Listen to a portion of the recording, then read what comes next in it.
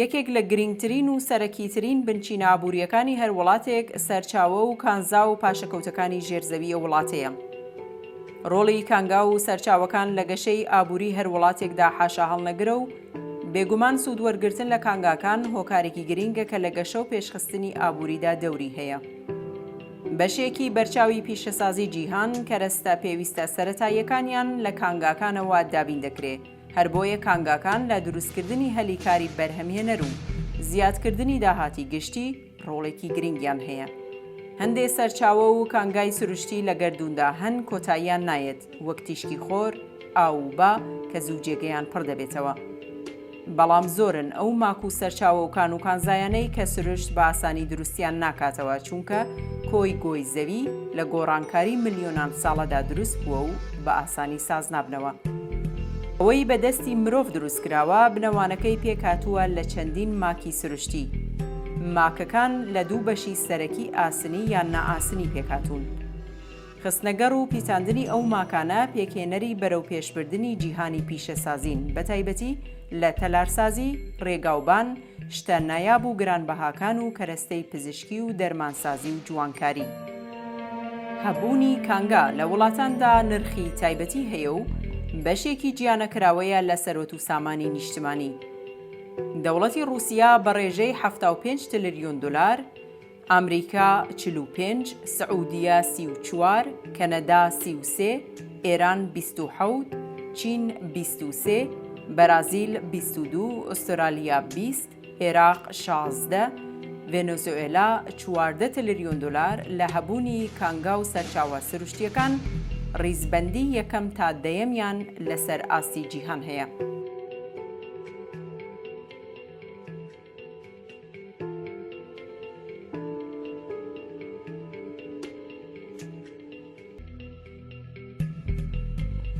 کوردستان بەگشتی و ڕۆژهەڵاتی کوردستان بەتایبەتی لەم بوارەدا خەزێنەیەکی گەورەیە.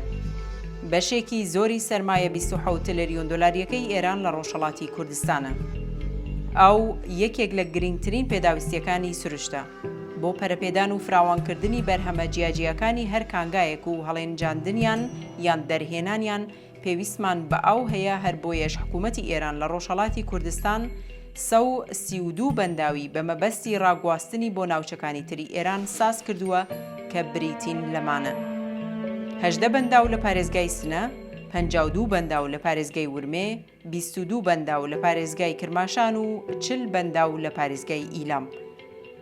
بەپێی زانیاریەکان ئەم بەنداوانە بەشێکیان تەواو بوون و کەڵکیان لێوەردەگرن و بەشێکیشیان هێشتا کارکردن تێیدا بەردەوامە. لەلایەکی تر لە کوردستان تەنیا 10% ئاوی ئەم بەنداوانە بۆ کەڵگوەرگرتنی خەڵکی خۆجیەیی تەرخان دەکرێ و باقی ئاوەکەش دەگوازرێتەوە بۆ ناوچەکانی ناوەند و ڕۆژهەڵاتی ئێران. ئەمە لە کاتێکدایە پارێزگای سنە کە خاوەنی 18 بەنداوە و ئاوی 5 پارێزگای دیکەی ئێران هەر لەم پارێزگایەوە هەناردە دەکرێت، دانیشتوانی بەدەست بێ ئاوی و تەنانەت ئاوی خواردنەوەی ناتەندروستەوە دەناڵێنن. لە هەر چوار پارێزگای ڕۆژهەڵاتی کوردستان 1571 کانگا تاقۆ و تۆمار کراون. ئەم کانگایانە یان کاران یان نیوەکار ماونێتەوە. ژمارەی کانگاکانی کوردستان بریتین لە 675 کانگا لە پارێزگای ورمێ، 461 لە پارێزگای سنە، 325 لە پارێزگای کرماشان و 110 کانگا لە پارێزگای ئیلام. لە کۆی 65 مەتریاڵی کانگایی کە لە ئێران دۆزراوەتەوە، 31 مەتریاڵی کانگایی لە پارێزگای ورمێ دۆزراوەتەوە. 675 کانگا و 52 بەندا و گۆمی ورمێ لە سامانە سروشتیەکانی ئەو پارێزگایان. لە بواری زێڕیان ئاڵتون کانگای زەرشۆران ئاقەدەرە لە 30 کیلومتری شاری تیکاب، زەرشۆران بە پاشەکەوتی 7 ملیۆن تەن بەردی کانزایی ئاڵتون و بە عەیاری 2.8 گرام لە تۆنێکدایە و لە ناوچەی هەوشاری تیکاب هەڵکەوتووە. کانگای باریکا لە دەوری 27 کیلومتری ڕۆژهەڵاتی شاری سەردەشت و جیوەی خانگوڵی ماکۆ پاشەکەوتی جیۆگرافی ئەم کانزایە 1 ملیۆن تۆن بە عەیاری 1 تا 6.4 لە سەدی جیوەیە.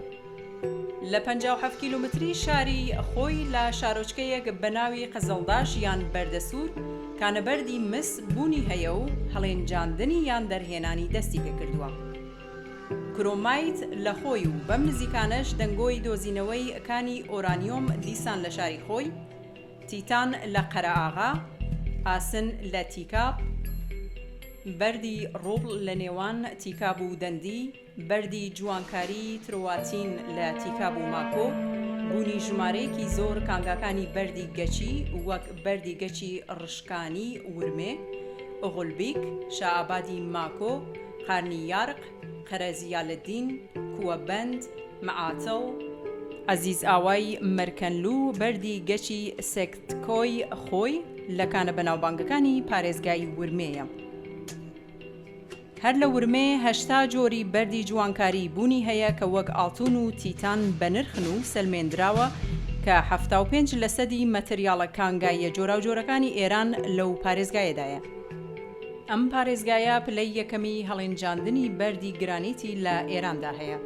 هەروەها کانە بەردی جوانکاریەکانی ئەم پارێزگایە ئەمانن: ساینایتە سەوزەکانی پیرانشار و مەهاباد، گرانیتە سپیە گوڵبەهەیەکان و گوڵپەمەیی و شکولاتیەکانی ساینقەڵا، تراتێنەس گوێزی و لیمۆیی و پرتەقاڵیەکانی ماکۆ و مەڕمەڕاسپیەکانی نەغەدە. هەروەها شاری مەهاباد 21 کانگای باریت و 11% بەرهەمهێنانی باریتی هەموو ئێرانی بەدەستە و ساڵانە 36,000 تەن باریت لەم کانگایەوە بەرهەمدێت. ورمێ بە خاوەندارێتی کانگا دەوڵەمەندەکانی بەردی کانزایی ئاڵتون بە پێشەنگی بەرهەمهێنانی ئەم کانزا بەنرخە لە ئێراندا بە ئەژمار دێت. لە ئێستادا ڕێژەی پاشەکەوتی ئاڵتونی ناوچە کانگایەکانی ورمێ بە 100 تەن دەگات و ئەمە لە حاڵێکدایە کە بە بەردەوامبوونی چالاکیەکانی دۆزینەوە لە شارەکانی ماکۆ، سەڵماس، ساینقەڵا و سەردەشت ڕێژەی پاشەکەوتەکان دەچێتە سەرەوە. لە کۆی 100,000 تەن پاشەکەوتی ئاڵتونی جیهان نیو لە سەدی بەتەنیا لە کانگاکانی ئاڵتونی تیکاب لە ورمێدایە. کانگای ئاڵتونی زەڕشۆران گەورەترین کانگای ئاڵتونی ئێرانە کە کارگەی بەرهەمهێنانی ئاڵتونەکەی ساڵانە 500 کیلۆ پارچەزێڕی 24 ئایار بەرهەمدێنێت. کانگای گەورەی ئاڵتونی ئاقەدەرە لە تیکاب کە ئایاری کانەبەردەکەی نزیک بە 5 گرم لە هەر تۆنێکدایە ئەتوانێت ساڵانە زیاتر لە 2.2 تەن ئاڵتون بەرهەم بێنێت. کانگای ئاڵتون و زیوی باریکای سەردەشت و خراپەی پیرانشار بەرهەمهێنانی کانزا بەنرخەکان لەم پارێزگایەدا بەهێز دەکات.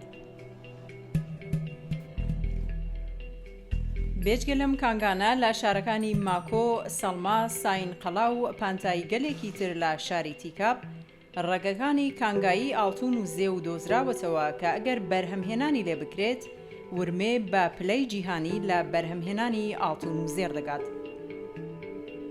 پارێزگای کرماشان خاوەنی 325 کانگایە کە بریتیە لە بەردی ئاسن، مس، فیلدەسپەیر، سلیکا، باریت، میکای، هەروەها گەچ و دۆلۆمیت لە کانگا بەنرخەکانی کرماشانە.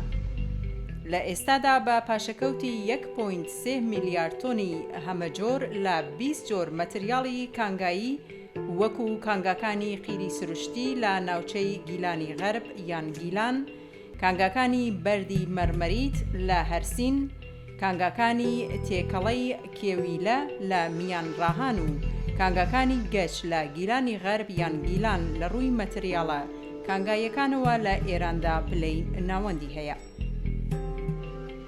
پارێزگای کرماشان بە زیاتر لە 1.3 میلیارد تەن پاشەکەوتەکانی ناسرا و نزیک بە 2% پاشەکەوتەکانی ئێران لەخۆ دەگرێت.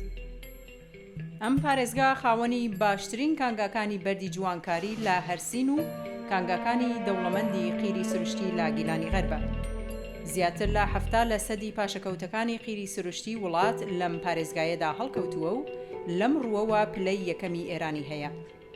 لە ئێستادا چالاکیەکانی دۆزینەوە لەوێدا لە قۆناغی ناسیندایە و لە پانتایی دۆزینەوە بە ڕووبەری 1250 کیلومتری چوارگۆشە لە شارەکانی گیلانی غەرب، قەسری شیرین و سەرپێڵی زەهاو لەلایەن کۆمپانیای ڕاوێژکاری پەیوەندیدارەوە لە حاڵی ئەنجامدایە.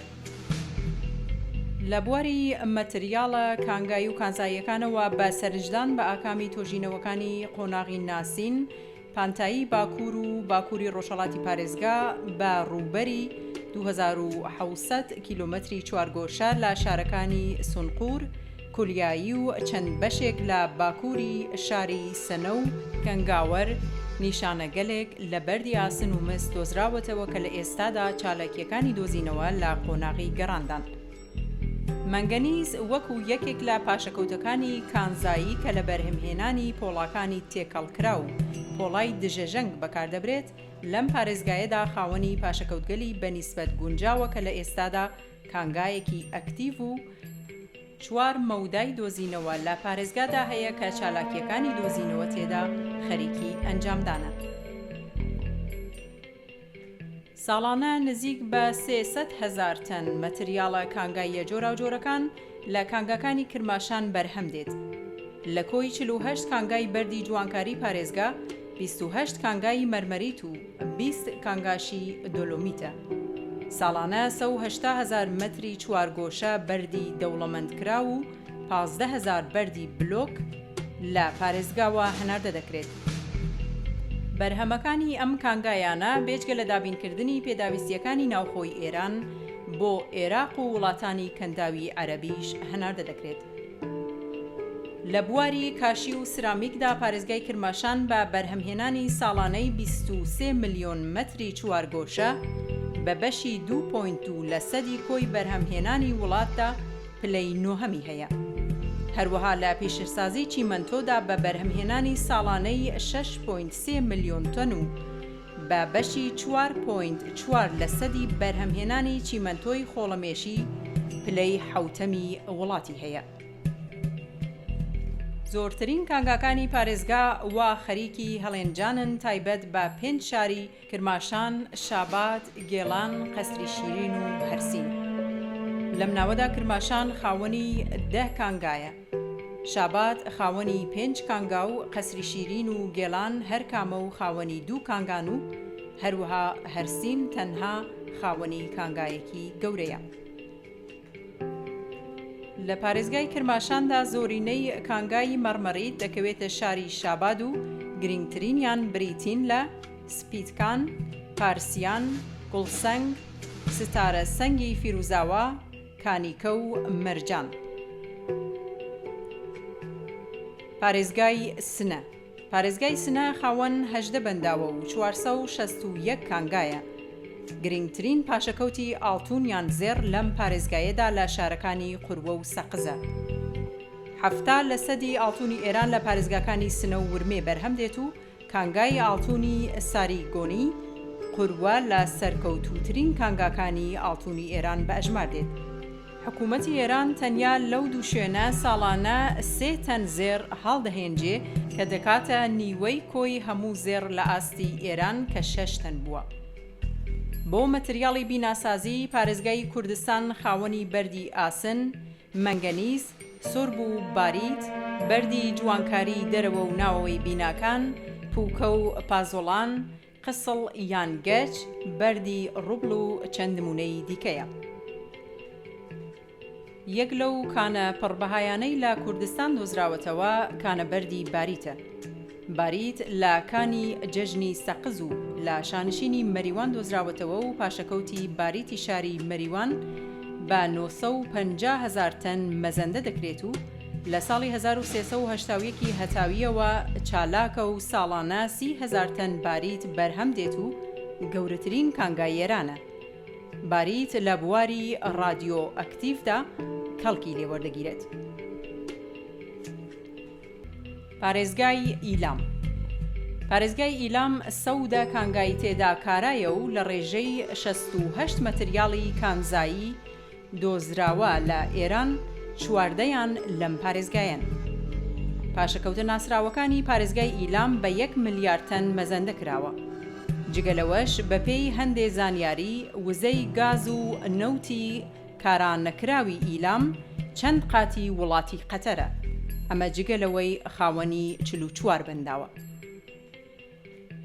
ناسراوترین کانزاکانی پارێزگای ئیلام لا کەرەستەی بیناسازیدا بەکاردێن وەکو گەچ، چیمەنتۆ، لم، چەو، هەروەها مەتریاڵێکی گرنگی وەک بیۆتمین یان قیری سروشتی بە بەرفراوانی لە ئیلام هەڵدەهەنجرێ.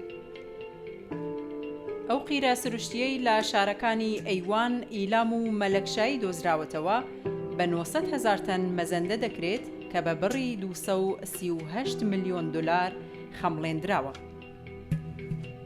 تەنانەت درێژەی کانگای قیری سروشتی ئیلام دەگاتە پارێزگای کرماشان و لەوێش بە خاوی لە دوای هەڵێنجاندن باردەکرێت. هەموو ئەو کانگا و سەرچاوە سروشتیانەی کە لە ڕۆژهەڵاتی کوردستان ئاماژەی پێکرا ئەگەر لە هەر وڵاتێکی تر باە، سەرەتا قازانجەکەی بۆ خەڵک و دانیشتوانی ئەو شوێنە دەبوو، نەک حکوومەت.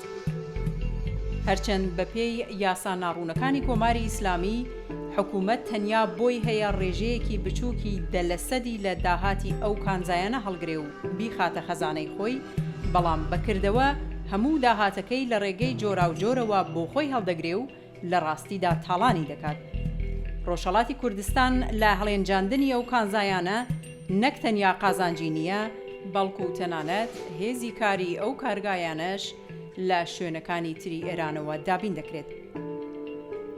ئەو بودجەیەی کە ساڵانە بۆ ئەو چوار پارێزگایەی کوردستان لەلایەن حکوومەتەوە تەرخان دەکرێت، بە هەر چوار پارێزگاکەیەوە ناگاتە بودجەی پارێزگایەکی وەک ئیسفەهان یان مەشهەد. ئەوە لە حاڵێکدایە ئەو داهاتەی کە حکوومەتی ئێران لەو کانگایانە دەستی دەکەوێ زۆر زیاترە لە بودجەی چەندین ساڵی ئەو چوار پارێزگا کوردستانیە. ئامارە فەرمیەکانی حکوومەت بۆ تەرخانکردنی بودجەی ساڵانە سەلمێنەری ئەو ڕاستیەیە. ئەوەی ماوەتەوە بۆ خەڵکەکەی تێکدانی ئاسایش، پیسکردنی ژینگەیان و دزین و تاڵانکردنی ئاو و خاک و کانگا و کانزاکانیەتی لەلایەن حکوومەتی ئێرانەوە. بڵێ ئەم نیشتمانە شایستەی ئێمە نەبێ، واداگیرکەران بە ئاسوودەییەوە دەتوانن بە بەرچاوی ئێمەوە تاڵانی بکەن؟